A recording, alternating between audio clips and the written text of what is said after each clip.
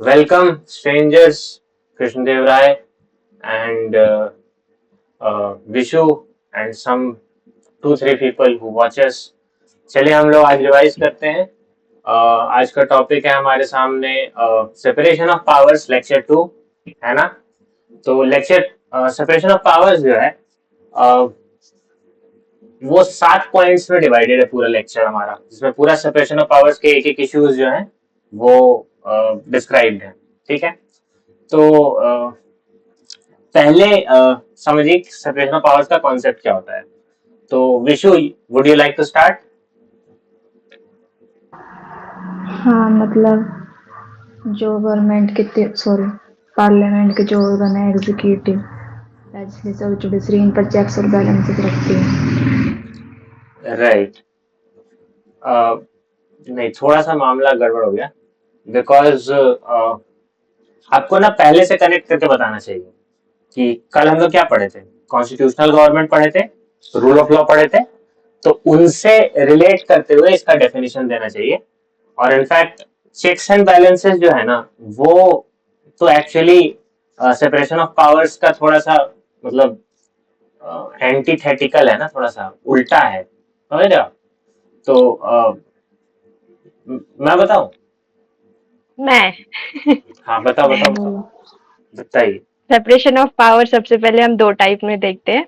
एक राइट। होता है कि फंक्शनल, जो कि एक फ्रेंच पॉलिटिकल थिंकर था, मॉन्टेस्क्यू। आई थिंक मैंने सही प्रोनाउंस किया है। हाँ, सेकंड एक मॉन्टेस्क। स्पेशल डिस्ट्रीब्यूशन होता है। अच्छा, मॉन्टेस्क, राइट। ओके। हाँ। है ना, दो टाइप में हम देखा थे सेपरेशन, एक फंक्शनल तरीके से, एक स्पेशल में। स्पेशल में तो वो हो जाता है जैसे सेंटर और स्टेट का रिलेशन होता है, जो कि शेड्यूल 7 में हम देखते हैं। तो हम राइट। उसका डिस्कशन यहाँ नहीं करेंगे, हम यहाँ पे करेंगे फंक्शनल्स में। तो फंक्शन भी तीन टाइप के होते हैं, एक होता है लॉ मेकिंग, एक होता है एग्जीक्यूटिव और एक होता है एडजुडिकेशन। तो राइट। ये इसके हाँ, तो फंक्शन ये है। तो, हाँ, इसको तो हम लोग सेकंड टॉपिक में चले गए। आपने वहां शुरू हम्म। किया था कि मॉन्टेस्क ने दिया था। अ, हाँ। ठीक है। एक तो अगर कोई वर्ड आपको दिखे ना जो आप उसको प्रोनाउंस नहीं कर पा रही हैं, तो बहुत अच्छा तरीका, अब मैं कोई फ्रेंच आदमी तो हूँ नहीं, मॉन्टेस्क फ्रेंच था, ठीक है। तो मुझे मॉन्टेस्क ओके। पढ़ने नहीं आ रहा है, तो मैं क्या करता हूँ, मैं जाके लिखता हूँ how to pronounce this word. तो फिर वो मुझे प्रोनाउंस करके ऐसे बता देता है कि अच्छा ये मॉन्टेस्क्यू नहीं है, ये मॉन्टेस्क है। ठीक है। तो ओके। ओके। तो अब आप सीख गए, है ना। तो एक हम्म। गूगल सर्च और आप एक बेटर वर्जन बन जाएंगे। आप इंटरव्यू में बोलेंगे मॉन्टेस्क, तो लोग समझेगा कि अरे ये तो फ्रेंच भी जानता है, डुओलिंगो पे सीखा होगा, मतलब ऐसे। ठीक है। तो ठीक है। तो सेपरेशन ऑफ पावर्स का मामला ये है कि आपने सही कहा, मॉन्टेस्क इसका एक बिगिनर था। इसने सबसे पहले अपने स्पिरिट ऑफ लॉज एक किताब है, उसमें लिखा था। तो इसमें ये बेसिकली रूल ऑफ लॉ का एक सेंट्रल फीचर है। ठीक है। कि जहां भी रूल ऑफ लॉ होगा, कॉन्स्टिट्यूशनल गवर्नमेंट में होगा, तो वो उसमें रूल ऑफ लॉ ढंग से फॉलो हो, इसके लिए बहुत जरूरी है कि वो जो गवर्नमेंट है वो सेपरेशन ऑफ पावर फॉलो करती हो। मतलब there should be no single concentration of power at one particular body, है ना।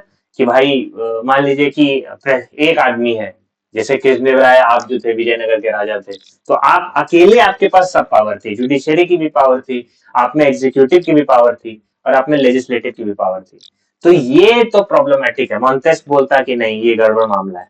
वो बोलता है कि नहीं, होना ही चाहिए कि जो भी गवर्निंग अथॉरिटी है, चाहे वो राजतंत्र हो या लोकतंत्र हो, जैसे भी हो, वहां होना चाहिए कि ये सब जो तीन तरह की पावर्स हैं, लॉ बनाने की पावर, लॉ को इम्प्लीमेंट करने की पावर, और लॉ में कुछ गड़बड़ी है या उससे कुछ अन्याय हुआ तो उसमें उसको जज करने की पावर।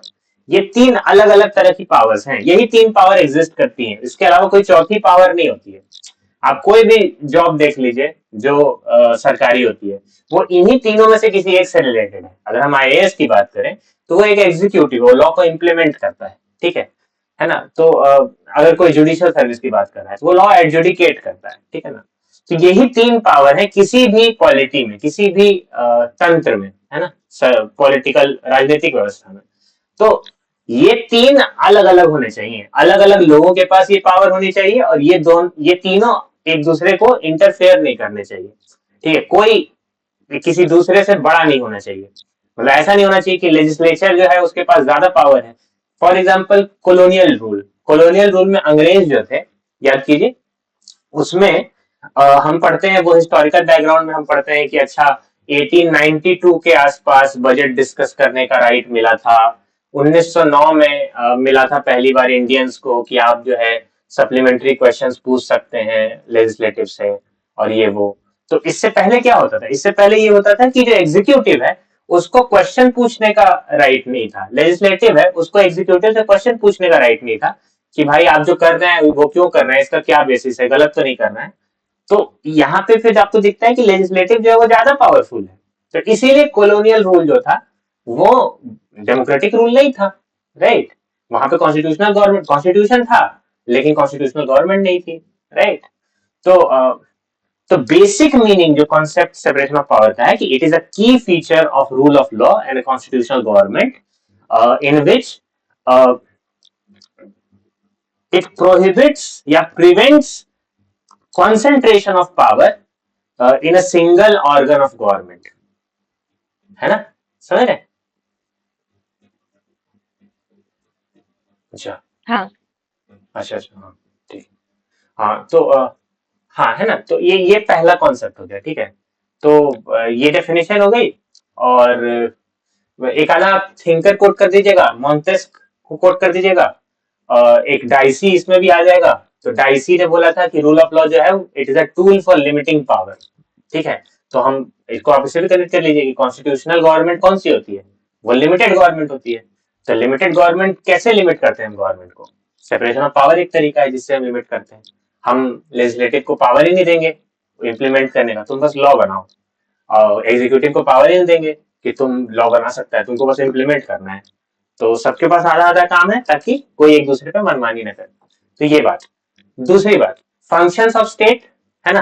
ये जो फंक्शनल सेपरेशन की बात की कृष्णदेव राय जी ने, वो सही की कि मतलब दो तरह का डिवीजन हो सकता, दो तरह का सेपरेशन ऑफ पावर हो सकता है।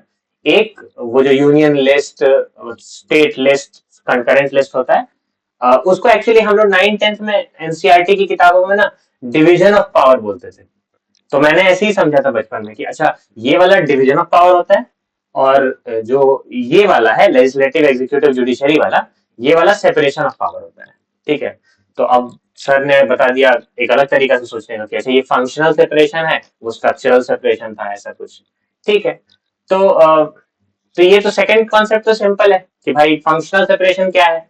तो लॉ मेकिंग लेजिस्लेचर के पास होती है, लॉ एग्जीक्यूशन एग्जीक्यूटिव के पास होती है, और लॉ एडजुडिकेशन जुडिशरी के पास होती है। सही, ठीक है। दो बातें सीख गए, कॉन्सेप्ट और फंक्शनल सेपरेशन। तीसरा है benefits of separation of power. तो बेनिफिट्स क्या क्या है विशु सेपरेशन ऑफ पावर की? मतलब इससे डेमोक्रेसी प्रिजर्व रहती है, राइट, सिविल लिबर्टीज रहती है जैसे फंडामेंटल राइट्स, परफेक्ट, यस, और कंस्ट्रक्टिव डिबेट। ठीक है, जैसे कंस्ट्रक्टिव कोई भी डिबेट हो इशू जाएगा, है, बिल पास हो रहा है लेजिस्लेटिव में, फिर राइट, उसके ऊपर डिबेट हो रही है एग्जीक्यूटिव में। यस, फिर अगर उस पे किसी मेंबर्स ने कोई भी केस मतलब जुडिशरी में केस डाल दिया तो फिर उसको जुडिशरी देखेगी। राइट, परफेक्ट, इससे कंस्ट्रक्टिव डिबेट रहेगी। ठीक है, और इससे पीपल का ट्रस्ट, मतलब हम्म, जो भी पीपल है उनका ट्रस्ट बढ़ेगा डेमोक्रेसी में। राइट। और क्या रहेगा, तुम लोग को वो वाली क्लास याद है? मुझे ये तो बहुत नहीं याद सही। आ रहा है। हाँ, 3-4 पॉइंट सही है ये। अब तुम लोग को वो वाली क्लास याद है मुदित सर की, जिसमें वो डिटर्मिनेंट्स ऑफ एथिक्स पढ़ा रहे थे और उन्होंने बोला था कि देखो essence of ethics, determinants of ethics, ये सब ना बस घुमा फिरा के सेम ही बातें होती हैं। तो ऐसा नहीं है कि हम जो है एक चीज को दूसरी जगह यूज नहीं कर सकते हैं। तो जैसे हमने पढ़ा था significance of constitution last class में, रिमेम्बर हो अगर याद होगा तो। और यहाँ पे benefits of separation of power. आपको नहीं लगता है कि डेमोक्रेसी, कॉन्स्टिट्यूशनलिज्म में या डेमोक्रेसी में सेपरेशन ऑफ पावर होता ही है? तो जो बेनिफिट सेपरेशन ऑफ पावर के होंगे वो बेनिफिट्स कॉन्स्टिट्यूशनल गवर्नमेंट के होंगे, और वाइस वर्सा। मतलब वहां वाले बेनिफिट्स भी आप यहाँ लिख सकते हो, कोई समस्या तो होगी, राइट। तो सही, preserve democracy, civil liberties, 2 point हो गए। 3 हो गया आपका डिवीजन ऑफ, मतलब क्या कहते हैं, डिबेट, डेलिबरेटिव डिसीजन मेकिंग। फिर चौथा हो गया कि भाई 3 भाग में बांट दिए तो डिवीजन ऑफ लेबर भी तो हुआ कि भाई हर किसी को कम काम करना पड़ा। 4 हो गया 5वां में आप ये भी कर सकते हैं कि हाँ भाई ट्रस्ट इन द गवर्नमेंट, जो बोला भी विषय में, सिटीजन का ट्रस्ट मेंटेन रहता है।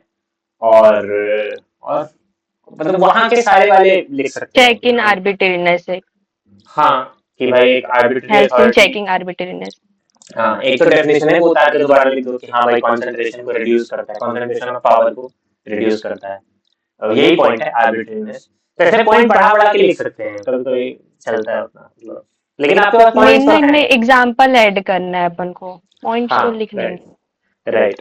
इनफैक्ट हम लोग रिवर्स इंजीनियर भी कर सकते हैं। कभी कभी क्या होता है कि जैसे मैं तो करता हूँ ऐसा कि पॉइंट नहीं बन रहा है, तो एक एग्जांपल सोचो और अब उस पे बेस करो एक पॉइंट। ठीक है, तो फॉर एग्जांपल कोई एक सोचो, सेपरेशन ऑफ पावर का एग्जांपल सोचो। तो सेपरेशन ऑफ पावर का एग्जांपल है, for example separation of power का क्या एग्जांपल है? अभी जो ये चल रहा था ना स्ट्रीट डॉग्स वाला दिल्ली का, तो राइट। उसमें देखा जाए तो वो दिल्ली गवर्नमेंट का काम था, बट उसमें सुप्रीम कोर्ट ने इन वो कर दिया इंटरवीन, मतलब वो स्टेट हाँ गवर्नमेंट वगैरह पे रहते हैं ना ये सब, तो मैनेज हाँ, लेकिन करना। ये तो सेपरेशन ऑफ पावर का उल्टा हो गया ना। तो हाँ मतलब हमें हाँ पॉजिटिव में एग्जैक्टली बढ़ाना है। उल्टा पे हाँ चला गया। हाँ, तो इसको ऐसे कर सकते हैं कि देखो हाँ अभी मतलब ये हो इससे गया। सोच सकते हैं। हाँ ये हो गया, अगर अगर सेपरेशन ऑफ पावर रहता तो ऐसा नहीं होता, मतलब बात बनाना हम्म है ना। तो ऐसे भी हो सकता है। ठीक है, तो ऐसे ही है, मतलब ये तो बहुत बेसिक ऐसी चीज है ना कि हाँ बेनिफिट बता दीजिए, तो बेनिफिट तो आप मतलब वहाँ अगर आपको डेफिनेशन पता है तो आप ऑन इंस्टेंट आप क्रिएट कर देंगे। ठीक है, तो ये हो गया। चौथा, तो exceptions to separation of power, ये है मामला, इससे आएगा क्वेश्चन। ठीक है, तो exception to separation of powers Krishnadev Rai ji आप बताना चाहेंगे?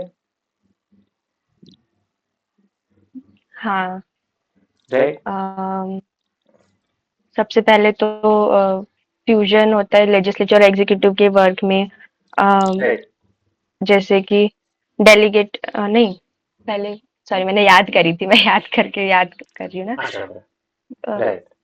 तो तो याद पार्लियामेंट करने का अलॉन्ग ना जो पॉइंट हाँ, याद याद करने नहीं का आ रहा। सबसे अच्छा तरीका यही है कि आप ना वो कुछ पैटर्न वैटर्न बनाइएगा मैंने कहानी वहानी, हाँ है ना। राइट, मैंने कनेक्ट नहीं करी थी कल।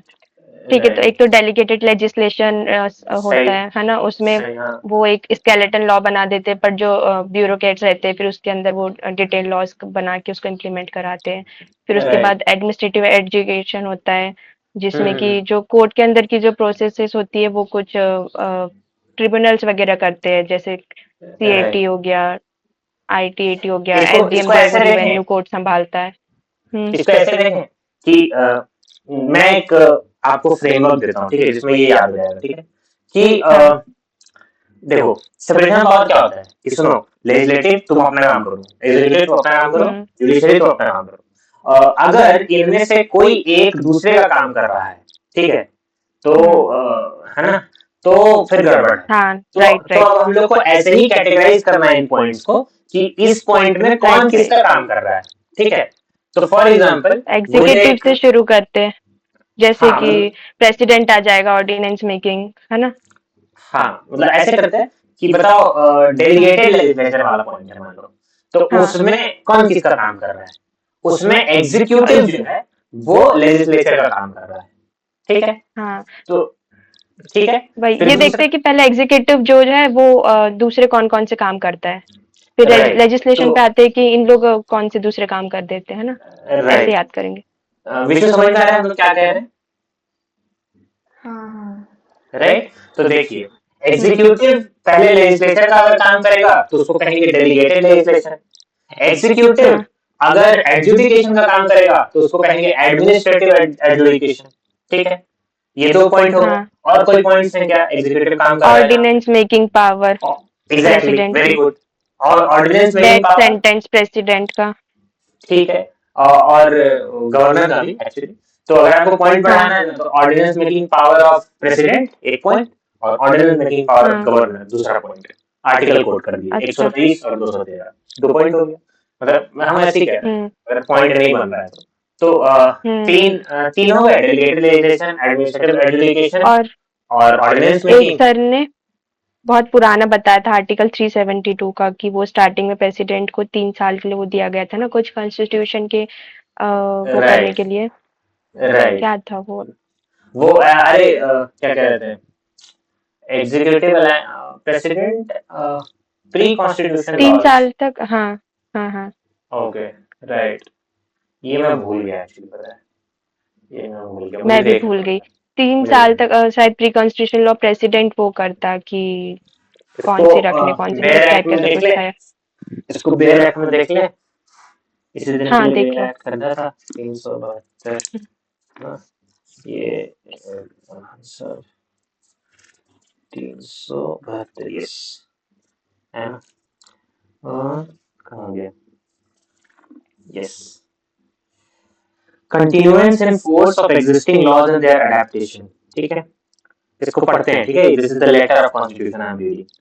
Notwithstanding the repeal of this constitution, of the enactments referred to in Article 395, but subject to other provisions of this constitution, all laws in Article 395,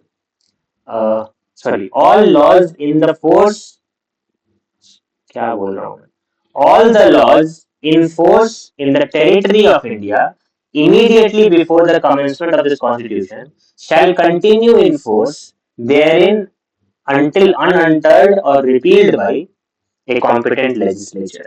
अच्छा, तो ऐसा मामला है, देखो, पहले आम चुनाव जो थे, इसका हमको जो मतलब समझ में आया यही है कि जो पहले आम चुनाव थे, जो फर्स्ट इलेक्शन कब हुआ था देश का, वो हुआ था 1952 में, राइट।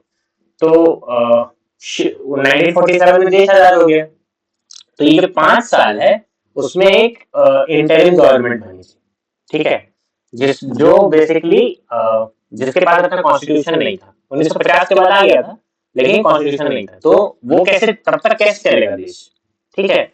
जो लीगल चीजें होती है ना, वो बहुत एकदम ऑब्जेक्टिव करना पड़ता है उनको, कि भाई कोई ऐसे नहीं अंदाज पे नहीं चलता है देश।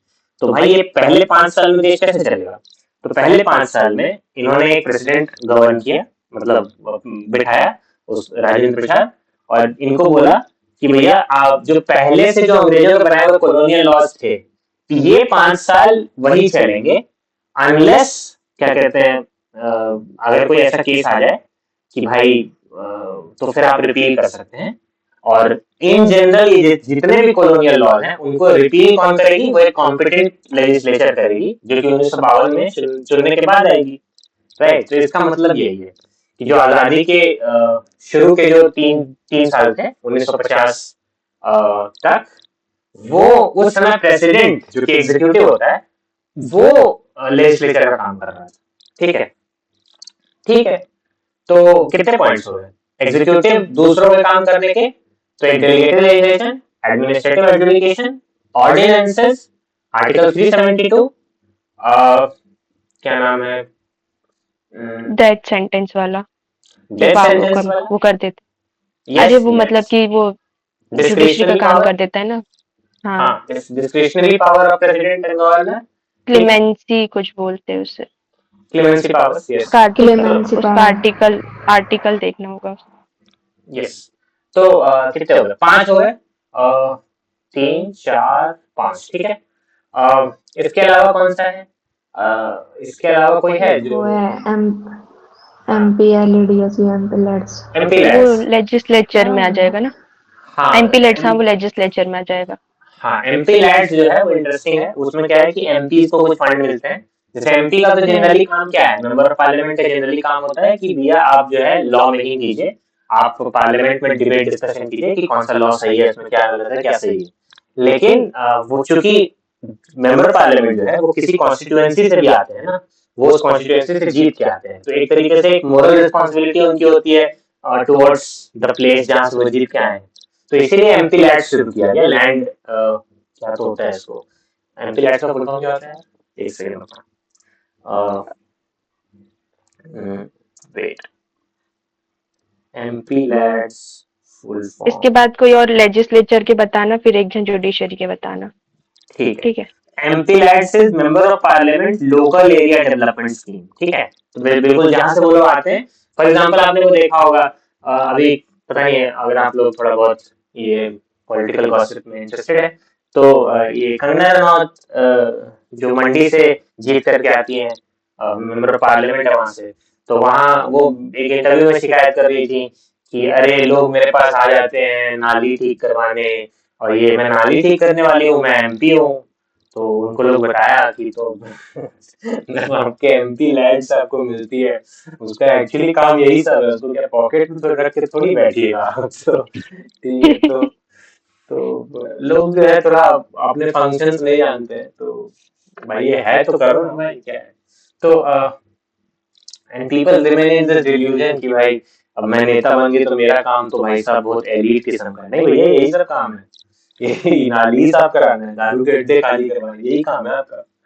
तो खैर, तो डेलीगेटेड लेजिस्लेचर, एडमिनिस्ट्रेटिव एडजुडिकेशन, ठीक है, इसको आप लोग बोलते रहिए, जैसे मैं 5 बार बोलता हूँ ना तो मुझे तो याद हो जाता है। ठीक है, आप भी इसके साथ दोहराते रहिए, आपको भी याद हो जाएगा। Delegated legislation, administrative adjudication, ordinance making power, clemency powers, MP sorry article 372, ये हो गया एग्जीक्यूटिव के एक्सेप्शंस। ठीक है, अब है लेजिस्लेटिव के एक्सेप्शंस। ठीक है, तो उसमें आ गया एक एमपी लैड्स सबसे पहले, दूसरा आ गया आपका क्या नाम है, और क्या है, और तो कुछ याद नहीं आ ये रहा। रेगुलेटरी बॉडी वाला भी आएगा इसमें। हाँ, रेगुलेटरी बॉडी तो विचित्र ही एलियन किस्म का प्राणी है, वो तो सभी कुछ कर देता है ना, मतलब वो तो वो ना लेजिस्लेटिव है, ना एग्जीक्यूटिव है, ना जुडिशरी, लेकिन वो सब कर देता है। राइट, तो हमको लगता है कि एमपी लैड्स ही एक एग्जांपल है जो क्या कहते हैं जो जहाँ लेजिस्लेटिव बाकियों के काम कर रहे होते हैं। ठीक है, मुझे लगता है एक वहां भी है क्या, अच्छा ये स्पीकर को तो आप वो नहीं कह सकते ना, स्पीकर लेजिस्लेटिव में आएगा कि एग्जीक्यूटिव में आएगा। आई थिंक लेजिस्लेटिव में। लेजिस्लेटिव वेयर डिड, चलिए, ये तो विजयनगर एम्पायर का फॉल डाउनफॉल हो गया। मैं कह रहा हूँ कि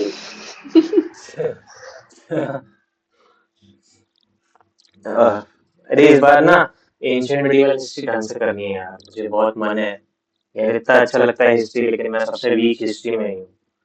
तो इस बार पढ़ेंगे ढंग से। तो ये सही नहीं चलेगी क्या, क्या हो गया भैया,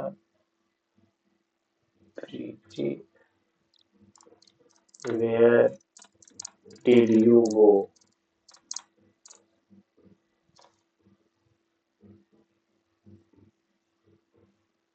रुको मैं ना पॉज कर देता हूँ।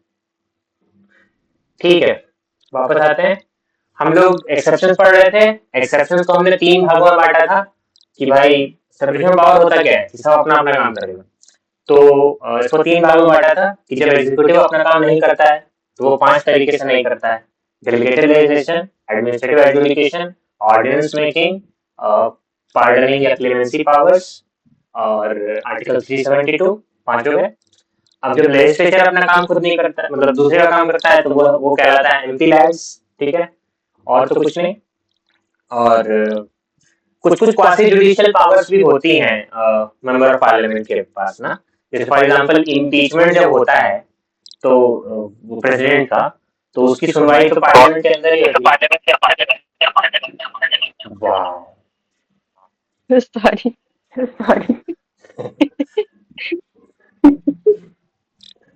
तो ओके, सॉरी। यस यस, तो मुझे लगा क्या बात हुई। हाँ खैर, तो ये हो गया। इसके अलावा तो और कुछ नहीं था लेजिस्लेचर के पास। तो 2 चीजें लेजिस्लेचर की, 7 पॉइंट हो गए। अब आइए जुडिशरी। जुडिशरी बहुत काम करती है दूसरों पे, उसको बहुत शौक है, जिसका काम उसी को साजे इसको तोड़ने का। हाँ, separation of power is basically this कहावत ना, जिसका काम उसी को साजे दूजा करे जो ठेंगा बाजे, ऐसा। तो ये हाँ, तो तीसरा क्या है कि जुडिशरी जब दूसरे का काम करती है तो कौन कौन से, तो जुडिशियल एक्टिविज्म, राइट। पता है जुडिशियल एक्टिविज्म का बहुत सारा नाम है। जुडिशियल एडवेंचरिज्म, वो थोड़ा और आगे की चीज है। जुडिशियल ओवररीच, ये थोड़ा और आगे की चीज है कि मतलब जब लॉ बना करके उसको एग्जीक्यूट भी करने लगे जुडिशरी, तब तब की बात है। तो जज मेड लॉस मतलब जुडिशियल एक्टिविज्म, जहाँ पे जज जो है वो लॉ बनाने लगते हैं, ठीक है। दूसरा क्या है, सीजीआई एग्जीक्यूटिव का रोल करने लगता है। मैंने मान लीजिए कि आपका प्रेसिडेंट चल बसे, वाइस प्रेसिडेंट भी चल बसे, तो सीजीआई बनेगा। तो और ये शायद सिर्फ इंडिया में होता है, राइट? ये दुनिया में कहीं और नहीं होता है। हाँ मतलब यूएसए और यूके में तो नहीं होता। हाँ नहीं होता है। तो लॉ बनाने में ये साउंड्स वियर्ड बट अच्छा चलो ठीक है। तो ठीक है, तो ये हो गया कि भाई जज पहले लॉ बना रहे थे तो उसको जुडिशियल एक्टिविज्म कह रहे थे, जज फिर एग्जीक्यूटिव बन जा रहे हैं तो उसको सीजीआई बिकम्स एक्टिंग प्रेसिडेंट, है ना। तो दो हो गया। तो अभी तक 9 पॉइंट्स हो गए। इसके अलावा क्या बचे पॉइंट्स? इसके अलावा 2 पॉइंट बचे, ठीक है। वो है रेगुलेटरी बॉडीज का, कि भाई ये ऐसी बॉडीज हैं जो तीनों फंक्शन कर देती है, ठीक है। ट्रिब्यूनल्स भी ऐसी ही कुछ है। ट्रिब्यूनल्स जो है नहीं, ट्रिब्यूनल्स नहीं है शायद। ट्रिब्यूनल्स इज लाइक वो तीसरी संस्था है जो मतलब बेसिकली एडजुडिकेशन ही करती है। खैर, एक है कि हमारे यहाँ स्ट्रिक्ट सेपरेशन नहीं है, वो बहुत सबसे बेसिक पॉइंट वही है। Krishnadev Rai, can you hear me? Yes yes अच्छा अच्छा। तो जो पहला पॉइंट था वो था वेस्टमिंस्टर फ्यूजन, है ना। तो इट्स लाइक हमारा चूंकि यूके से लिया हुआ है तो हम एकदम स्ट्रिक्ट सेपरेशन ऑफ पावर वाले लोग नहीं है। यूएस है स्ट्रिक्ट सेपरेशन का, हमारे में ना चेक्स एंड बैलेंसेस मिला हुआ है। And this leads me to जो विष्णु ने डेफिनेशन दिया था सेपरेशन ऑफ पावर का, कि चेक्स एंड बैलेंसेस रहते हैं। चेक्स एंड बैलेंसेस एक्चुअली हमारे वाले में है। सेपरेशन ऑफ पावर का मतलब ये नहीं होता है कि चेक्स एंड बैलेंसेस होने चाहिए। इनफैक्ट सिटीजन पावर का मतलब ये होता है कि सब अपना अपना काम करे, कोई एक दूसरे को दखल अंदाजी ना करे। हमारे वाले में एक खास चीज है जिसको हम कहते हैं चेक्स एंड बैलेंसेस, यूके में भी है। तो वो ये है कि भाई साहब लेजिस्लेटिव, ये एग्जीक्यूटिव जो है वो लेजिस्लेटिव के प्रति रिस्पॉन्सिबल है ना। तो ये जो रिस्पॉन्सिबिलिटी है, कलेक्टिव रिस्पॉन्सिबिलिटी है, ये सेपरेशन ऑफ पावर तो नहीं हुआ, यहाँ पे एक फ्यूजन देखने को मिल रहा है, फ्यूजन ऑफ पावर देखने को मिल रहा है, राइट। तो ये भी एक बात है। तो टोटल मिला के अगर आप गौर कीजिए तो हमारे पास है 5 2 7 2 9। एक पॉइंट ये वाला डिस्कस किया क्या, separation of power existing with in an institution, CAG का जिसमें एग्जांपल था? नहीं, कैग का क्या था एग्जांपल? कि जो इंस्टीट्यूशन उसके अंदर भी और सेपरेशन ऑफ पावर एग्जिस्ट करती है, जैसे कि अच्छा इंस्टा, कैग करता है, हाँ इंस्टा क्या कहते कैग हैं? यूपीएससी और election commission. Right right, intra separation of power. तो इट्स लाइक कि मतलब कैग का क्या है मामला? कैग जो है अगर आप पढ़ोगे तो पार्ट 5 ऑफ द कॉन्स्टिट्यूशन, आप लोगों के पास बेयर एक्ट है क्या? हाँ पीडीएफ है। हाँ, पीडीएफ है मेरे पास में। पार्ट 5 में कौन कौन से लोग हैं? जैसे पार्ट 1 क्या था? पार्ट 1 है state and स्टेटरी, part 2 citizenship, part 3 fundamental rights, part 4 DPSP, part 5 क्या है? पार्ट 5 है आपका एग्जीक्यूटिव, राइट। तो एग्जीक्यूटिव में ये 5 लोग आते हैं। इनका नाम है president of India, vice president, और कौन कौन से लोग आते हैं मैं भूल रहा हूँ। बेसिकली एक सीएजी आता है, ठीक है ना।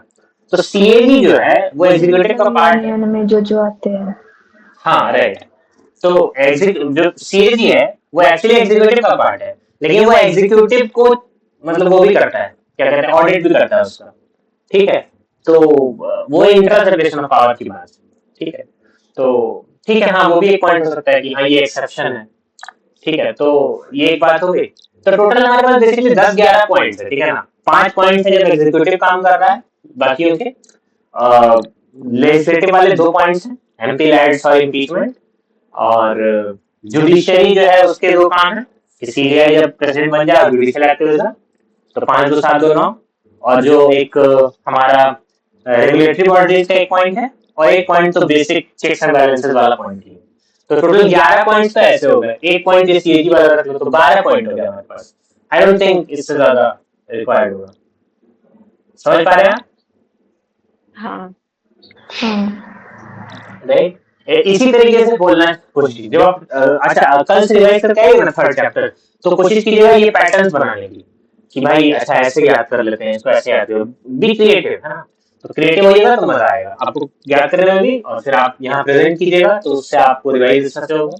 तो ठीक है। और इनफैक्ट मैंने ये किया नहीं है, मैंने अभी जस्ट अभी कर दिया है यहाँ पे, ठीक है। मैं घर से नहीं करके आया था, मैं भी करके आऊंगा। ठीक है। तो ये हो गया चौथा पॉइंट। पहला था कॉन्सेप्ट, दूसरा था फंक्शनल सेपरेशन, तीसरा था बेनिफिट्स, और चौथा है एक्सेप्शंस। पांचवा पॉइंट है rigidity of separation of powers. ठीक है। तो rigidity of separation of powers maintain करना इंडिया में क्यों पॉसिबल नहीं है? Vishu, would you like to try? हाँ मतलब अगर सेपरेशन ऑफ पावर रिजिड होगी तो जैसे एग्जीक्यूटिव है, अगर वो खुद ही अपने सारे काम करेगी, मतलब ब्यूरोक्रेसी को नहीं देगी काम करने के लिए, तो फिर स्पीड नहीं आ पाएगी, एफिशिएंसी नहीं हो पाएगी। और ऐसे ही जैसे केसेस का है जुडिशरी में, राइट। सही केसेस सही। पेंडिंग है, तो एक फिर पॉइंट तो हो गया कि स्पीड एंड एफिशिएंसी वाला पॉइंट है कि भाई स्पीड और एफिशिएंसी से काम करना है तो रिजिडिटी को छोड़ना पड़ेगा। ठीक है।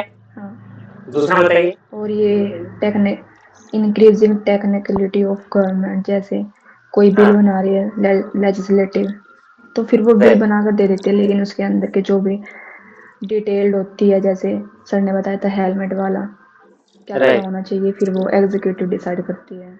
राइट, रूल्स वगैरह बना देते हाँ हैं। राइट।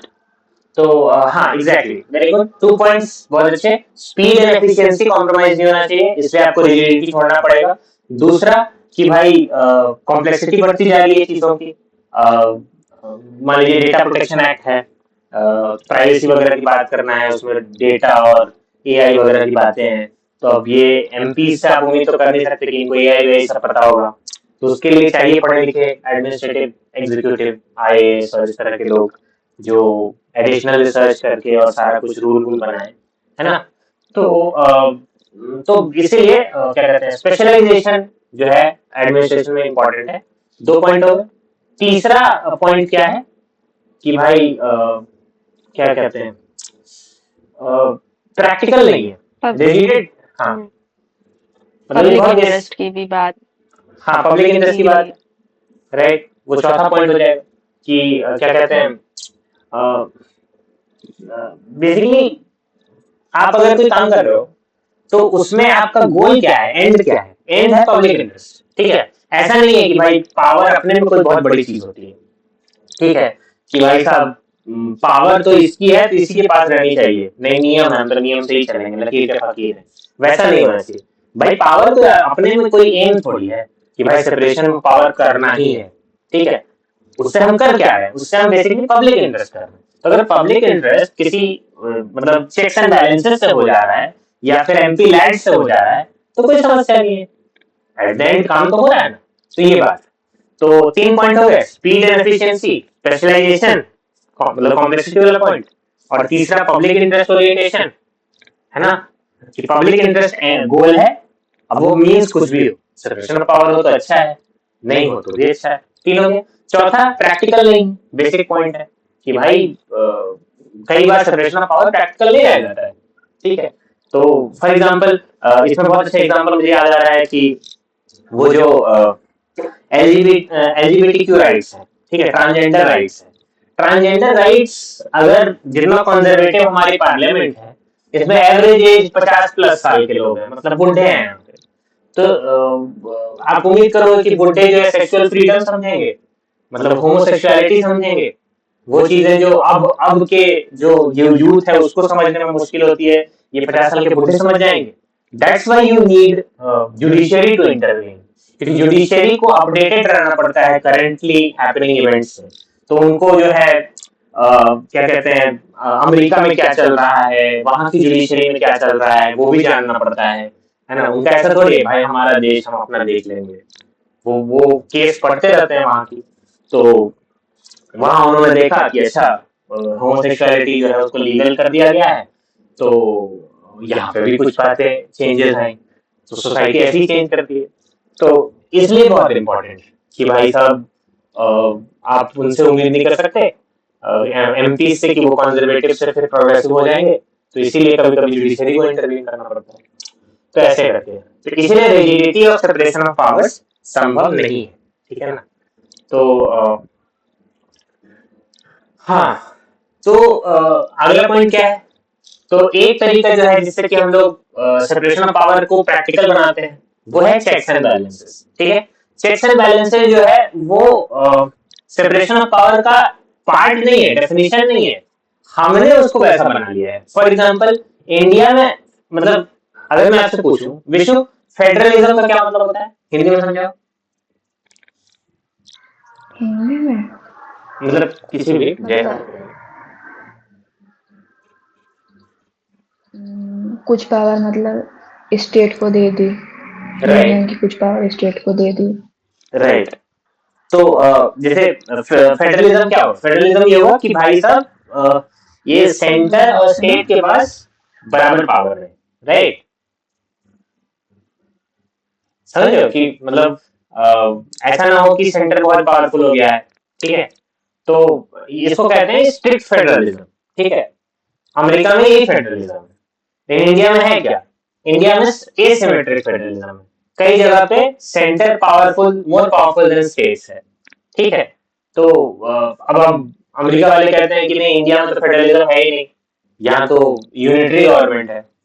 तो एक बहुत बड़े थिंकर है, मतलब कॉन्स्टिट्यूशनलिस्ट हैं, उनको कोट भी करता है, लक्ष्मीकांत को भी दिया हुआ है, केसी बियर नाम है उनका, केसी वियर, WHEARE, केसी बियर।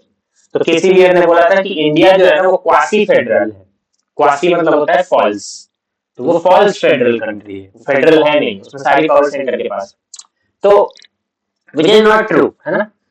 तो अम्बेडकर ने रिप्लाई किया था कि हाँ भाई देखो सुनो ऐसा है, तुम्हारा वाला फेडरलिज्म नहीं है हमारे पास। तो इसका मतलब ये नहीं कि हमारा वाला फेडरलिज्म फेडरलिज्म ही नहीं है, हमारा वाला फेडरलिज्म हमारे हिसाब से केटर्ड है, हमारी हिस्ट्री को ध्यान में रख करके। तो इसमें क्या होता है कि भाई सेंटर और स्टेट को भी पावर है, ऐसी बात है स्टेट के पास कोई पावर नहीं है, लेकिन सेंटर के पास कभी कभी एक्स्ट्रा पावर्स आ जाती है। फॉर एग्जांपल इमरजेंसी प्रोविजंस हैं जिसमें सेंटर के पास पावर आ जाती है। तो बेसिकली पॉइंट ये था कि भाई फेडरलिज्म जो है जिस तरीके से अमेरिका और इंडिया में अलग अलग है, उसी तरीके से, लेकिन फिर भी वो फेडरलिज्म कहलाता है, उसी तरीके से सेपरेशन ऑफ पावर रिजिड हो सकता है और नॉन रिजिड हो सकता है। तो हमारे यहाँ नॉन रिजिड वाला है, ठीक है, अमेरिका में रिजिड वाला है। तो इसको हम लोग नॉन रिजिड बनाते कैसे हैं, हम लोग चेक्स एंड बैलेंसेस का यूज करते हैं। विच चेक्स एंड बैलेंसेस क्या होते हैं, मतलब अगर एग्जीक्यूटिव है तो एग्जीक्यूटिव पर जुडिशरी और लेजिस्लेटिव, अगर वो एग्जीक्यूटिव कुछ गलत कर रही है तो वो क्वेश्चन कर सकते हैं, जैसे क्वेश्चन आवर राइट और no confidence motion. Right, perfect. तो हाँ फिर जुडिशरी, हाँ बताओ बताओ।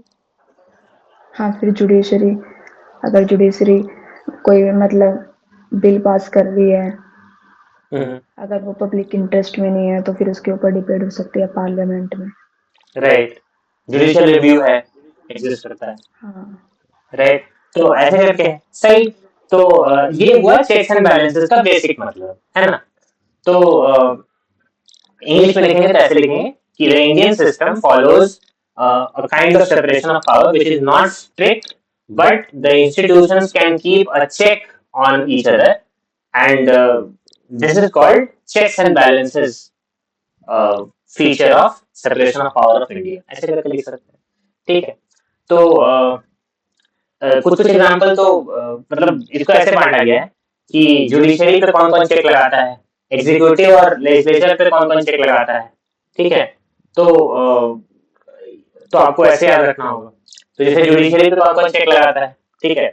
तो चलिए बताइए कृष्णदेव राय जी, जुडिशरी पे कौन कौन चेक लगाता है, राजा मत बोल दीजिएगा, राज खत्म हो गया। जुडिशरी पे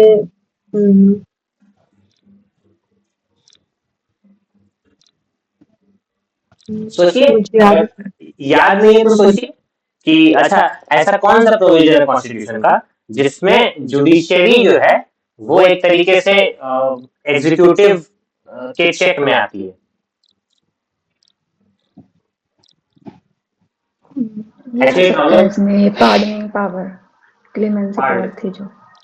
हाँ, पर वो एग्जैक्ट एग्जांपल नहीं होगा, वो एक्चुअली ठीक है एग्जांपल हो जाएगा, वो क्या कहते हैं नॉन रिजिड सेपरेशन पावर का हो जाएगा, लेकिन यहाँ नहीं हो पाएगा क्योंकि वो तो उसके बदले का काम कर दिया ना, वो तो चेक थोड़ी किया। एक्चुअली पता है प्रॉब्लम क्या है, प्रॉब्लम ये है कि सोच इसलिए नहीं पा रहे हम लोग, ताकि हम लोग कभी भी जब इंडियन जुडिशरी की बात करते हैं ना, तो हम लोग इंडिपेंडेंस की बात करते हैं कि कैसे इंडिपेंडेंट है, कैसे नहीं है, ये कभी सोचा ही नहीं। तो पता कैसे है नहीं है, ये जो जजेस का अपॉइंटमेंट है वो कौन कर रहा है? वो तो कोलेजियम सिस्टम से होता है ना। हाँ, लेकिन उसमें एक रिकमेंडेशन वो भी जाती है ना कि भाई एग्जीक्यूटिव का रोल है ना उसमें, कि मतलब ऑन ऑन पेपर तो है, मतलब उसमें क्या कहते हैं, लेकिन प्रैक्टिस में नहीं हो पाता है, मैं मानता हूँ, ठीक है। तो लेकिन हाँ, इम्पीचमेंट होती है ना, जज को इम्पीच किया जाता है कि भाई मिसकंडक्ट के लिए। हाँ राइट, इम्पीचमेंट है जजेस का। हाँ, ये हाँ कहना राइट, था उसका, चेक है सिस्टम। लेकिन ये भी ऑन पेपर ही है, बिकॉज आज तक कोई जज इम्पीच हुआ नहीं है, ठीक है ना। इनके जज के यहाँ से पैसे मिल जाते हैं, ये सुना था ना इलाहाबाद कोर्ट में पैसा मिल गया था उसके जज के यहाँ से बहुत हाँ, सारा। मतलब वो करना मुश्किल है, बट हम ये बोल तो सकते हैं ना कि चेक एंड बैलेंस रखने के लिए जुडिशरी के ऊपर एग्जीक्यूटिव के पास पावर है कि वो हाँ, अपने को तो कर पॉइंट से सकते हैं मतलब अगर उन्होंने अपनी पावर को ओवरराइड किया तो, या कुछ गलत काम कर रहे हैं तो। Right right right. तो सही सही, तो ये दो पॉइंट हो गए कि भाई जुडिशरी को लोग चेक में कैसे रखते हैं। तो भाई साहब, एक हो गया अपॉइंटमेंट ऑफ जजेस, एक हो गया इम्पीचमेंट ऑफ जजेस, ठीक है ना। तो दूसरा क्या कि भाई साहब, एक हो गया चेक्स ऑन जुडिशरी, दूसरा है चेक्स ऑन लेजिस्लेचर कर लेते हैं, सॉरी एग्जीक्यूटिव कर लेते हैं। तो एग्जीक्यूटिव पे कैसे चेक होता है, तो Vishu would you like to contribute?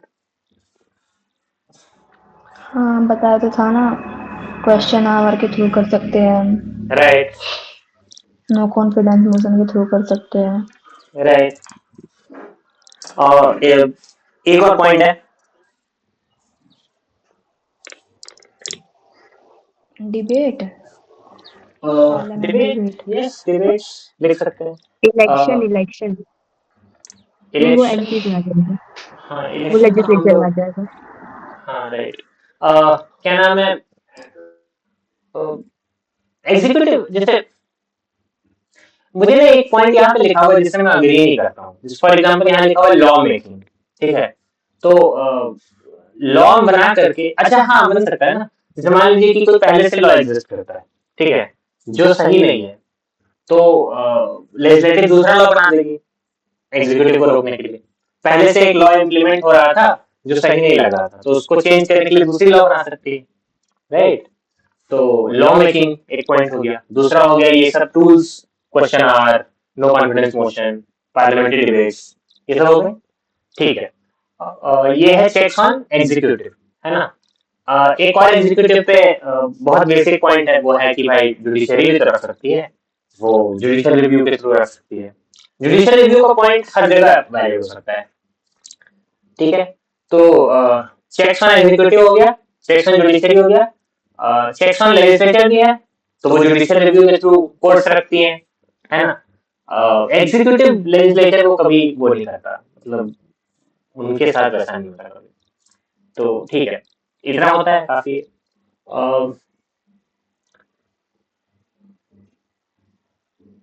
वो क्या बोलते हैं, मैं एंटी डिफेक्शन का बस लगा सकता है एग्जीक्यूटिव, अगर वो उनके एमपीज उनकी बात नहीं मान रहे तो अपनी right power. Right, whip whip बोलते हैं क्या? विप, हाँ विप गैंग जो एक राइट, कंसेप्ट था। हाँ विप विप, हाँ विप के थ्रू वो होता है कि आपका जो क्या नाम है, आपका जो पार्टी लाइन है या फिर तो उस, हाँ राइट, एक ठीक, पर्सन को अपॉइंट किया जाता है एज अ विप, वो अपने बाकी मेंबर्स को बताएगा कि आज वोटिंग होनी है तो आपको इसमें यस बोलना है या नो बोलना है, तो वो उसी के राइट। अकॉर्डिंग उनको बोलना रहता है। अगर वो नहीं बोलेंगे तो वो तो ये उन्हें checks and anti defection. Balances में आएगा क्या, मतलब इट्स लाइक पता नहीं, मतलब मुझे ऐसा लगा कि अगर मतलब वो हाँ पार्टी सिस्टम में चला जाएगा थोड़ा, है ना। हाँ, पार्टी सिस्टम से चल जाएगा, है ना।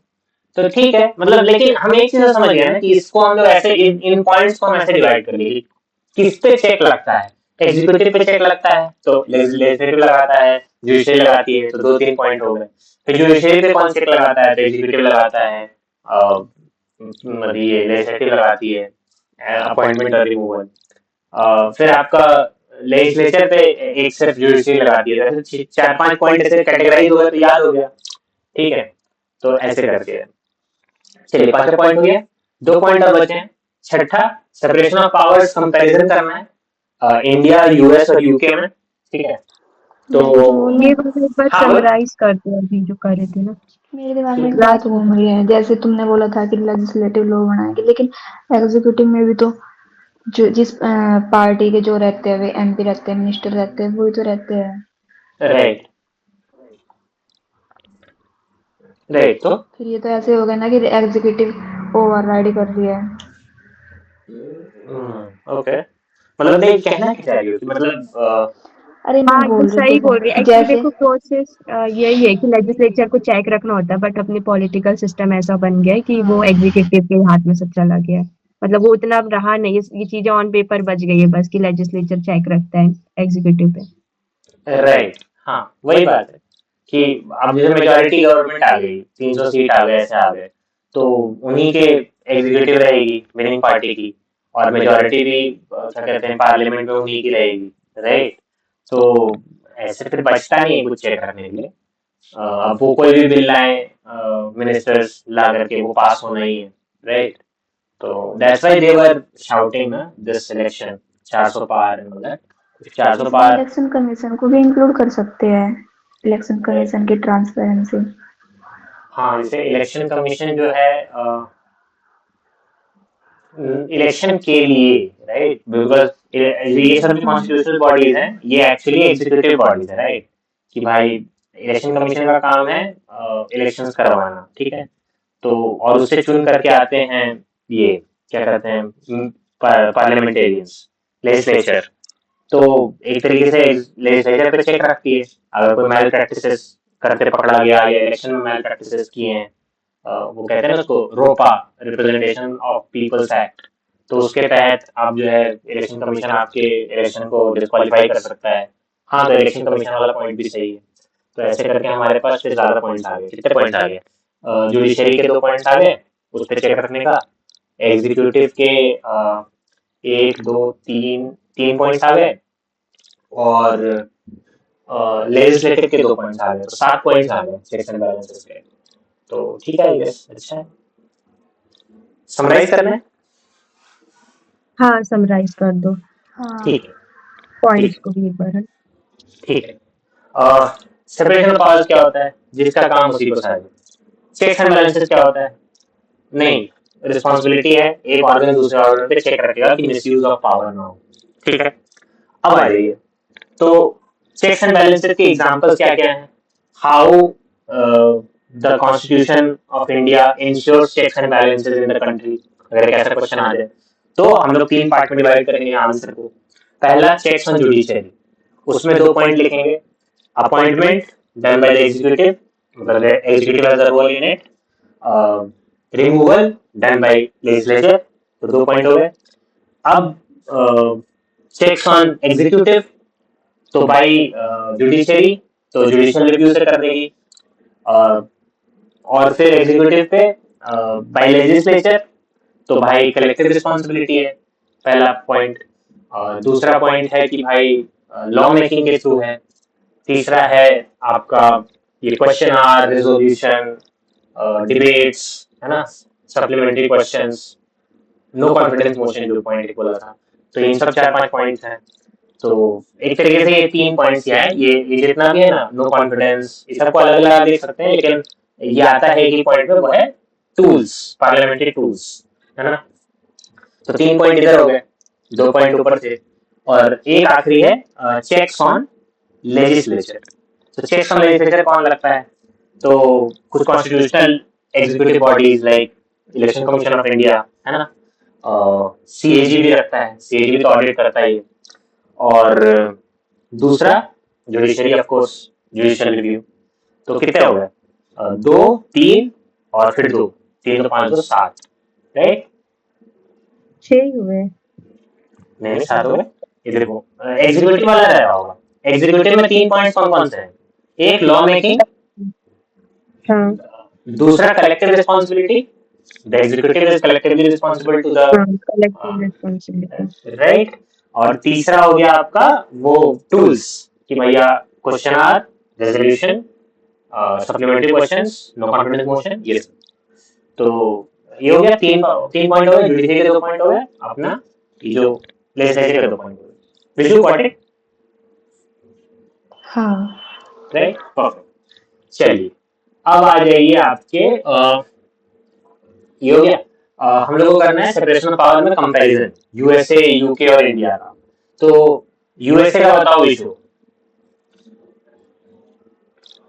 यूएसए का रिजिड सेपरेशन ऑफ पावर, जैसे राइट प्रेसिडेंट के जो भी सेक्रेटरी रहते हैं, राइट, और जो उनको खुद यूएस में अपॉइंट करता अपर है। हाउस लगता है, लोअर हाउस रहता है, राइट, सही, वो उनसे ठीक लग है, रहते हैं, मतलब वहां से क्लियर ऐसे सिलेक्ट सेपरेशन। नहीं होते। हाँ, हाँ ये ठीक, एग्जीक्यूटिव रहते हैं इधर, उधर लेजिस्लेटिव रहते हैं। सही। तो कोई भी बिल पास करना होगा ऐसे। हाँ, एक बहुत अच्छा एग्जांपल इसका है। तो पता है अभी जो वो जो ट्रम्प ने टैरिफ्स लगाए थे 50% इंडिया पे, उसको वहाँ के क्या कहते हैं, बेसिकली कोर्ट्स में क्रिटिसाइज किया गया है। और कोर्ट्स ने कहा है, सुप्रीम कोर्ट वहाँ के जो कहते हैं ना SCOTUS, Supreme Court of the United States, उन्होंने कहा है कि भाई साहब ये आपने जुडिशियल ये जो लेजिस्लेटिव प्रोसेस है उसको क्या कहते हैं, उसको उसके बियॉन्ड जाकर के आपने से कैसे लगा दिया। ठीक है, तो वो एक बात है। तो वहाँ जो पावर जिसकी है वो वही यूज करता है। ये लॉ मेकिंग पावर थी, टैरिफ लॉ में नहीं है ना, आपको लॉ पास करना होगा। तो वो तो कांग्रेस की काम है, कांग्रेस का काम है, वहाँ की जो पार्लियामेंट है। लेकिन ये एग्जीक्यूटिव है, प्रेसिडेंट ट्रम्प, इसने खुद कर दिया एग्जीक्यूटिव ऑर्डर ला कर। अच्छा, एग्जीक्यूटिव ऑर्डर पता है ना तुम लोगों को? हाँ, मतलब जैसे किसी भी लॉ को लागू करना, उसको इम्प्लीमेंट करना। हाँ, मतलब कई बार क्या होता है कि कुछ पावर्स होती हैं, सिर्फ डोनाल्ड ट्रम्प के पास ये पावर है कि वो ना कई बार खुद ऑर्डर से कोई लॉ बना दे, एग्जीक्यूटिव ऑर्डर से लॉ बना दे।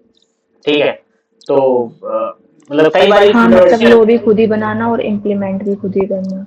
हाँ तो कई बार कंट्रोवर्शियल हो जाता है। तो जैसे शायद हमारे यहाँ उसको ऑर्डिनेंस कह देते हैं कि भाई ये ऑर्डिनेंस है। ठीक है, ऑर्डिनेंस एक तरह का एग्जीक्यूटिव ऑर्डर है जिसमें प्रेसिडेंट खुद से ही बना देता है लॉ, है ना। तो तो जो फार्म लॉज थे, वो जो 3 क्या कहते हैं, कृषि कानून जो थे, वो ऑर्डिनेंस से ही पास हुए थे, फिर निरस्त भी हो गए। खैर, तो ये हो गया यूएसए का rigid separation of power. Krishna Rai ji आप बताइए यूके का, आपके टाइम पे तो आ गए थे इंडिया में, तो उनका जो लूज सेपरेशन ऑफ पावर है उसका बताइए आप क्या मामला है।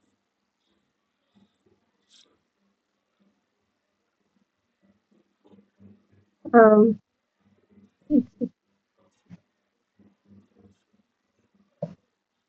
वहाँ पे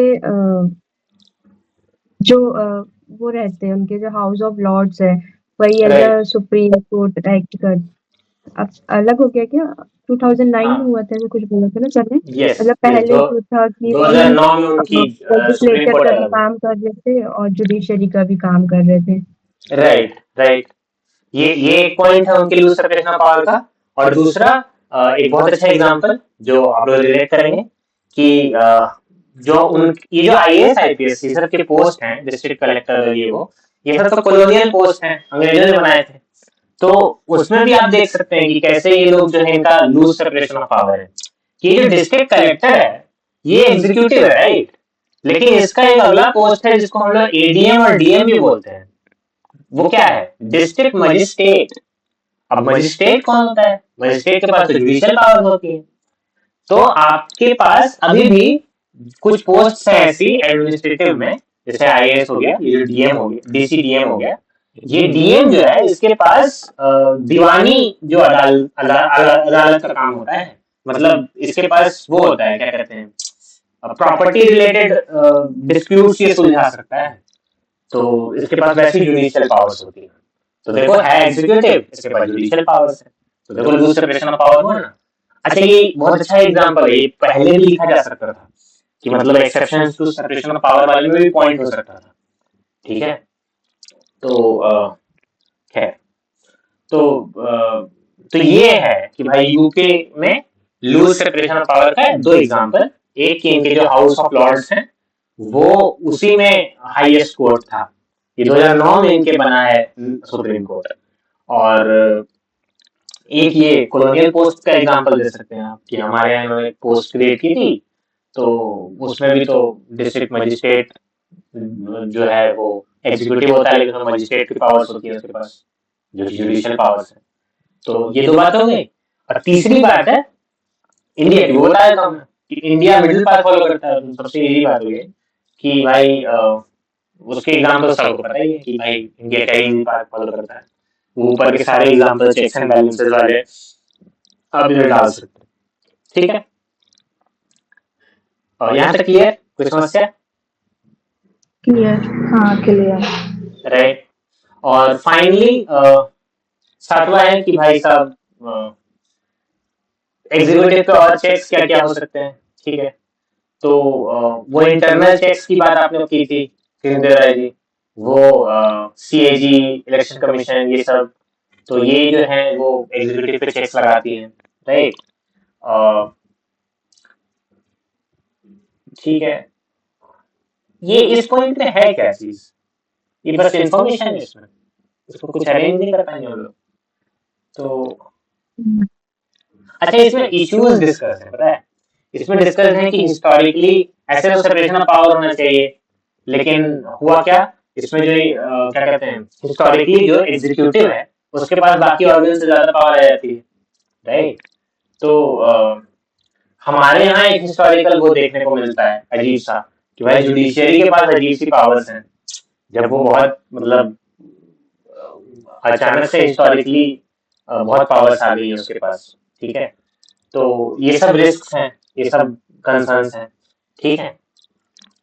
और लेकिन इंडिपेंडेंट जुडिशरी के पक्ष में भी बातें हैं ना कि इंडिपेंडेंट जुडिशरी होनी चाहिए, वरना ये लोग तो कुछ भी लॉ बना देंगे, है ना। तो ये सब बेसिकली मिसलेनियस इश्यूज हैं, समझे, मतलब ये सब इसमें बोला जा रहा है कि अभी के टाइम जो लेजिस्लेचर और जुडिशरी है वो काफी मतलब उनकी पावर कम हो रही है, एग्जीक्यूटिव की बढ़ते दिख रही है, तो इसलिए और क्या मतलब नीड है एग्जीक्यूटिव की पावर को चेक करने की। राइट राइट, मतलब वही कंसर्न्स की बात है, मतलब कि अभी रिसेंट इश्यूज क्या है, क्या कहते हैं, चेक्स एंड बैलेंसेस और सेपरेशन ऑफ पावर के साथ।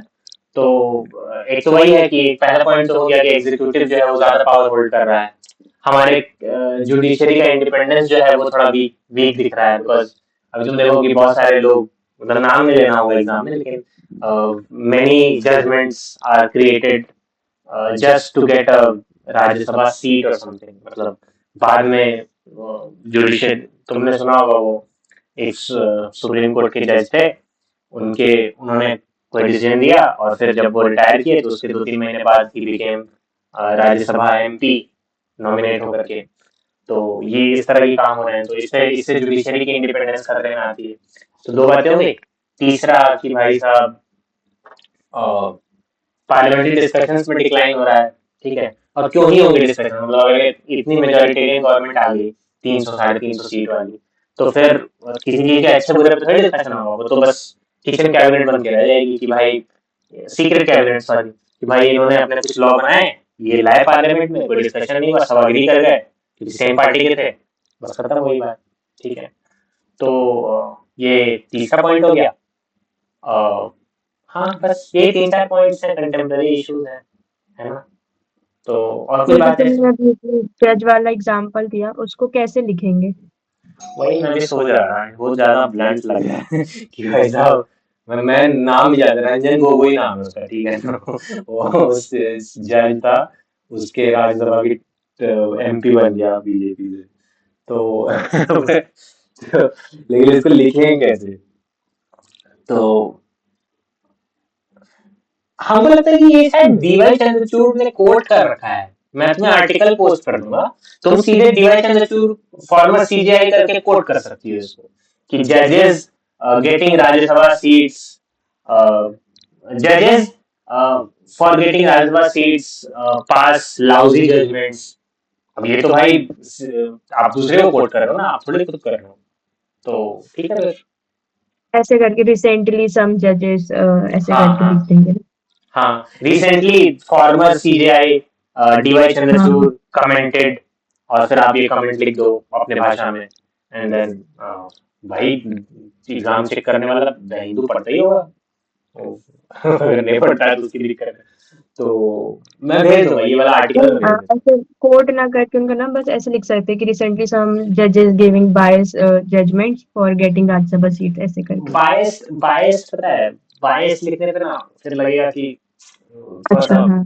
क्या ही होता है बायस। फॉर एग्जाम्पल, मान लो कि अगर कोई कह रहा है कि नहीं भैया एक पर्टिकुलर रिलीजन का टेम्पल बढ़ना चाहिए, वो जजमेंट प्रो में दे दिया, और आप कह रहे हो बायस्ड है, ठीक है, तो ये तो मतलब आपको लग रहा है ना, क्या पता वो मैं बायस उसके अपने खुद के बेनिफिट के फेवर में मतलब बायस्ड हो जाने की वो सेंस में बोली थी। हाँ, एक सेकंड, डीवाई चंद्रचूड़, मैं एग्जैक्ट कोट बोल देता हूँ, वो कोट ना शायद इतना ब्लंट नहीं होगा।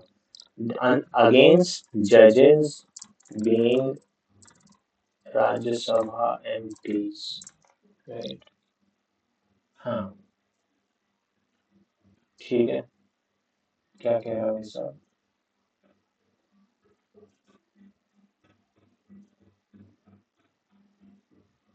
हम्म, मिलेगा, भेज दूंगा, ठीक है, मिल गया है इसमें, इसमें से खाली एक कंट्रोवर्सी है, खैर मिलेगा तो भेज दूंगा, ठीक है। ये हो गया, तो ले दे के ये है checks, checks on executive. Finally तो ये सातों पॉइंट्स हो गए, एक बार साथ समराइज कर देता हूँ, या तुम में से कोई करना चाहेगा साथ समराइज, गिव एन अटेम्प्ट। कर दो तुम दोनों ही कोई। अरे यार, चलो ठीक ठीक है, है, ठीक है, गला बैठा हुआ है मेरा। किस दे रहा ठीक है, हमने है? सबसे पहले करूँ हाँ करो। सेपरेशन ऑफ पावर देखा कि तीनों में कैसे पावर्स के स्ट्रक्चर मतलब उनका है। फिर उसके बाद 3 फंक्शंस देखे, लॉ मेकिंग, लॉ एग्जीक्यूशन और लॉ एग्जीक्यूटिव। फिर हमने राइट। बेनिफिट्स देखा सेपरेशन ऑफ पावर का। उसके बाद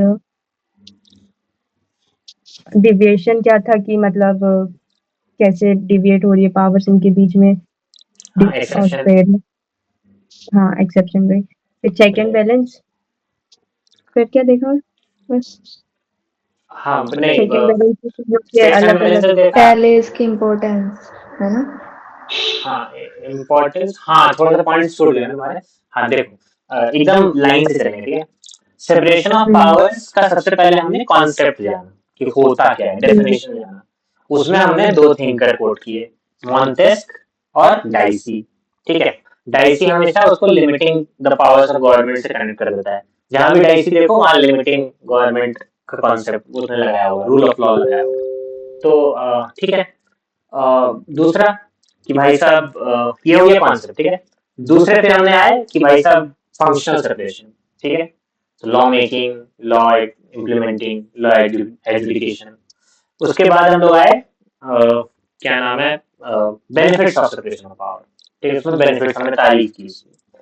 उसके बाद exceptions to separation of power, कि इंडिया में सेपरेशन ऑफ पावर्स में एक्सेप्शंस कहाँ कहाँ है, ठीक है। उसमें हमने कुछ 12 पॉइंट्स पढ़े। फिर आए हम लोग चेक्स एंड बैलेंसेस से पहले हम लोग क्रिटिसाइज किए rigidity of separation of power, ठीक है। ऑब्वियसली बात है कि इंडिया में रिजिडिटी नहीं है, तो रिजिडिटी नहीं है तो एक ऑब्वियस क्वेश्चन बनता है कि रिजिडिटी क्यों बुरी है, तो उसके फेवर में आपको आर्गुमेंट्स पते होने चाहिए, ठीक है। जो भी इंडिया करता है उसका जो स्ट्रक्चर है उसकी उसको उसके आपको प्रो रहना होता है, और तो जो भी उसके ऑपोजिट है उसके आपको प्रॉब्लम्स गिनाने आने चाहिए। तो इसलिए हमने पढ़ा rigidity of separation of powers क्यों खराब, ठीक। तो उसके कुछ पॉइंट्स देखे हमने। उसके बाद हमने देखा चेक्स एंड बैलेंसेस कि इंडिया में किस तरह का, अगर चलिए रिजिड नहीं है तो इंडिया में किस तरह का सेपरेशन ऑफ पावर है, तो चेक्स एंड बैलेंसेस वाला सेपरेशन ऑफ पावर है। इसमें स्ट्रिक्ट सेपरेशन नहीं होता, बल्कि ये तीनों ऑर्गन एक दूसरे को चेक चेक एंड बैलेंस करते रहते हैं। तो उसके हम लोग कुछ पॉइंट्स देखे कि जुडिशरी पे कैसे चेक होता है, एग्जीक्यूटिव पे कैसे होता है, लेजिस्लेटिव में कैसे होता है। ये सब करने के बाद फिर हम लोग आए कि भाई साहब बताओ कंसर्न्स क्या है सेपरेशन ऑफ पावर के, सॉरी मतलब चेक्स एंड बैलेंसेस के, कि जो इंडिया में सेपरेशन ऑफ पावर है उसमें प्रॉब्लम्स कहाँ कहाँ आ रही हैं। कैसे एग्जीक्यूटिव ज्यादा ताकतवर होती जा रही है, जुडिशरी की इंडिपेंडेंस कैसे सैक्रिफाइस हो रही है, और ये सारी पार्लियामेंट्री डिबेट्स कैसे घटती जा रही है, मेजोरिटेरियनिज्म कैसे बढ़ता जा रहा है, ये सब बातें हमने डिस्कस की 4-5 पॉइंट्स। और फाइनली हमने एक वो बहुत छोटा सा टॉपिक था कि हमने इंडिया, यूके और यूएसए का सेपरेशन ऑफ पावर्स कैसा कैसा है, ये कॉन्सेप्ट ये तीनों अलग अलग जगहों पर कैसा है वो हमने डिस्कस किया। ठीक है, तो ऐसे 7 पॉइंट्स हैं हमारे पास। ये 7 पॉइंट्स में सेपरेशन ऑफ पावर का चैप्टर है। इनफैक्ट सेपरेशन ऑफ पावर से रिलेटेड कोई क्वेश्चन आएगा इन 7 पॉइंट से लिखा जा सकता है। एक फ्रेमवर्क डेवलप कर लीजिए कि सेपरेशन ऑफ पावर का क्वेश्चन आएगा तो आप सेपरेशन ऑफ पावर के कॉन्सेप्ट को पहले इंट्रोड्यूस करेंगे इंट्रोडक्शन में, उसके बाद फिर डिपेंडिंग ऑन की क्या क्वेश्चन है आप डायमेंशंस बनाएंगे। इन 7 डायमेंशन से में से ही होगा कुछ, या तो वही डायमेंशन आ जाएंगे बेनिफिट्स ये वो, या फिर इन्हीं डायमेंशन में कुछ मिला जुला के पूछ लेगा। ठीक है ना, तो वही है। लिख लीजिएगा, एक आध क्वेश्चन लिख लीजिएगा कि मतलब exception to separation of power बता दीजिए इंडिया में, और चेक्स एंड बैलेंस, ये 2 क्वेश्चन आज लिख लीजिएगा, फायदा हो जाएगा। यही 2 कॉन्सेप्ट है, इसमें और क्या है। ये जो नीड फॉर मोर चेक्स था ऑन एग्जीक्यूटिव, इसको हम ऐसा वे फॉरवर्ड में लिख सकते हैं क्या, यस, या हाँ फिर हाँ, क्वेश्चन के अकॉर्डिंग है ना? हाँ, ये मुझे लगता है कि अगर वो पूछ रहा है कि क्रिटिकली एग्जामिन या ऐसा कुछ बताओ इंडिया में सेपरेशन पावर का क्या मामला है, तो वे फॉरवर्ड में बिल्कुल लिख सकते हैं। अगर जहाँ भी प्रॉब्लम्स गिनाने वाला होगा ना तो उसके सॉल्यूशन तो आपको देने ही पड़ेंगे उस क्वेश्चन में, तो उसमें बस need for more checks on executive, कभी कभी ये पॉइंट भी देना पड़ेगा कि need to have more separation of power, है ना। जैसे कभी जुडिशियल रिव्यू कर जाते हैं हम लोग कि नहीं अच्छा चीज नहीं है, तो जुडिशरी को अपने काम से मतलब रखना चाहिए, तो उस समय भी हो सकता है। तो खैर, तो ये है, हाँ, जो 7वां है ना वो एक्चुअली वे फॉरवर्ड के फॉर्म में ही है। ठीक है, तो आप अगर गौर से देखो कि जो पढ़ा रहे हैं ना ये एक्चुअली इंट्रोडक्शन बॉडी कंक्लूजन के फॉर्म में ही पढ़ा रहे हैं। इफ यू सी इट, तो अपने दिमाग में अगर हाँ, है ना शुरू से अगर आप वो पैटर्न लेके चलोगे तो फिर आपको ये एक्चुअली 1 पेजर है सेपरेशन ऑफ पावर का, अब इसको बना अपन लीजिएगा। इसको आज इसका शॉर्ट नोट भी ऐसे आंसर के फॉर्म में बना ले कि हम इंट्रो में ये लिख देंगे और फिर बॉडी और फिर एग्जांपल ऐसे सब लास्ट हाँ में भाई, वे फॉरवर्ड कंक्लूजन सब, तो अपना एक टेक्निकली तैयार ही रहेगा कि फिर किसी भी डायमेंशन में क्वेश्चन आ जाए। राइट, टेक्निकली वन पेजर वही होता है कि भाई ये हम लोग, मैंने नहीं पढ़ाया था वो घटिया था, वो मैंने नोट्स छाप दिए थे, तो वो अपन वैसा ने नहीं होता। राइट वो एक यूट्यूब वीडियो देखा था, याद है कोचिंग का, तो उसमें अपन ने बोला था कि अपन को हर टॉपिक के ऐसे शॉर्ट नोट्स बनाने हैं आज राइट का, राइट एग्जैक्टली, हाँ हाँ, आज तो फिर वही कर काम लेंगे। हो गया। हाँ मतलब जैसे मुझे क्या लग रहा है ना कि ये जो स्पेशली ये जो माइंड मैप्स दिए ना इन्होंने, इसी में अगर आप एग्जाम्पल्स ऐड कर लो, एनोटेट कर लो, ठीक है। जैसे मैं सोच रहा हूँ कि ये जो 59 पेजेस के ये जो माइंड मैप है पार्ट 1 का, इसको मैं पहले प्रिंट करा लूँ और इसी में हर पॉइंट के आगे उनके जो एग्जाम्पल्स हैं वो लिखता चला जाऊँ, कुछ केसेस कोट करता चला जाऊँ, तो बन गया मेरा, कुछ फैक्ट्स डाल दूँ, बन गया मेरा 1 पेजर। हाँ ये सही है। राइट, तो सही है। फिर अपन थोड़ा सा कल के लेजीनेस भी अच्छे से तो ठीक है ना। तो आज के लिए अपन तो रिवाइज कर लिए, आज ही बहुत टाइम हो गया वैसे, बट ठीक है। हाँ, तो कोई कल का किसी ने नोट बनाया है क्या, नोट्स उसके? मैं आज ना एनोटेट करके भेज दूंगा ये जो मैंने कुछ पहला। पॉइंट्स लिख रही थी कल, फिर रात में हाँ लिख रही थी तो फिर याद ही नहीं आ रहे थे। राइट, कोई नहीं, अभी वो हमने किया है, क्या नाम है, मैं क्या करता हूँ कि उसमें ना फ्रेश सोचने बैठूंगा और कुछ ना कुछ आइडियाज आ जाएंगे, तो वो भी यही करना ना कि भाई फ्रेश एग्जाम्पल सोचना, जो उस समय सोचे थे वो सोचने की जरूरत नहीं है। अब सोचो कि ये कॉन्सेप्ट जितना अच्छा से तुमको वो कॉन्सेप्ट आता होगा ना, उतनी जल्दी तुम्हारे दिमाग में एग्जाम्पल आ जाएंगे कि अच्छा ये हो मुझे ना सकता है। कोई अभी ट्रैकर प्रो एक बार लॉग इन करवाना अपना, मैं मुझे देखना है, मैं ली नहीं हूँ अभी तक, सोच रही हूँ अब ले लेती हूँ, तो एक बार मुझे यूज करके देखना था। ठीक, ले लेना। तो इनफैक्ट मैंने भी यूज नहीं किया, मैं बस डेली न्यूज़पेपर पढ़ लेता हूँ थोड़ा बहुत, लेकिन मैंने वो यूज नहीं किया जो सर बताते हैं। वो मेंस प्रिपरेशन के हाँ, लिए उसको ऐसे यूज करना है कि भाई जाकर के उसमें सेपरेशन, इनफैक्ट उन्होंने ये नोट्स अभी प्रोवाइड कर रखे हैं उसमें कि भाई साहब उसमें नोट्स भी हैं, क्लोजर नोट्स करके उस एक टॉपिक का 1 पेजर दे रखा है उन्होंने। तो अपन क्या करेंगे ना कि पहले तो जाकर के वहां पे टैग डालेंगे सेपरेशन ऑफ पावर का, तो जितने आर्टिकल है उनको पढ़ करके उसमें डेटा निकाल लेंगे, और एक बार उनका वन पेजर देख लेंगे, कुछ छूटा फटा नहीं, छूटा फटका तो नहीं, तो इससे बढ़िया हो जाएगा ना। एक और हमारे पास एक लेजेंड के नोट्स हैं और दूसरे लेजेंड में भी दे दिए, तो ठीक है भाई, प्रो लेजेंड हो गया। तो खैर, तो क्या लगा, सही है। सही राइट? है। तो लॉग इन कर लो, डेली लिखो भाई साहब। मेरे मास्टर ने बोला, मतलब फिजिक्स वाले मास्टर ने, कि तुम लोग जो है कॉन्सेप्ट में ज्यादा पगड़ाओ मत, तुम लोग को आता है कॉन्सेप्ट, ठीक है। जो थोड़ा बहुत किसी का 19-20 होगा, लेकिन ऐसा यहाँ पे कोई, मतलब क्या कहते हैं, अरे अब सीधे एवी डाइसी को थोड़ी एग्जाम देना है, हम लोग को देना है ना। तो कॉन्सेप्ट आए ना आए, थोड़ा 19 रह जाए चलेगा, लिखने में 20 होना चाहिए। तो लिखने में मत शर्माओ, डेली लिखो 2 क्वेश्चन, और मे भी बढ़ाते भी जाओ। कल मैंने ना टॉपर की आंसर कॉपी देखी, तो जो अपन वो कर रहे थे ना कि अपन को वर्डिंग्स नहीं बन रहे, सेंटेंस नहीं बन रहे, भाई उसने राइट, बस 3 कीवर्ड लिखे हर टॉप, मतलब जो पॉइंट्स थे ना, 2-3 राइट, कीवर्ड में बस उसने लिखी है और एग्जाम्पल, बस कुछ लिखना ही नहीं होता। जैसे अपन ने अभी डिस्कस किए ना शॉर्ट में कि हाँ, डेमोक्रेसी होती है, सिविल लिबर्टी, फिर हेल्दी डिवीजन ऑफ लेबर, बस इतना ही लिखना है, ज्यादा उसको लिखना राइट, ही नहीं है कुछ। बस तुम राइट। एग्जाम्पल अच्छे से याद कर लो अब। अरे इनकी इतना समस्या मतलब क्या पता है, ये जो गधे भागते रहते हैं इसके पीछे, कि कीवर्ड बता दो भैया, कीवर्ड। अरे कॉन्सेप्ट्स का ना बाई प्रोडक्ट होते हैं कीवर्ड। अगर आप कॉन्सेप्ट जानते हो ना, तो आपको कीवर्ड आप पैदा कर दोगे, ठीक है, आपको रटने की जरूरत नहीं पड़ेगी।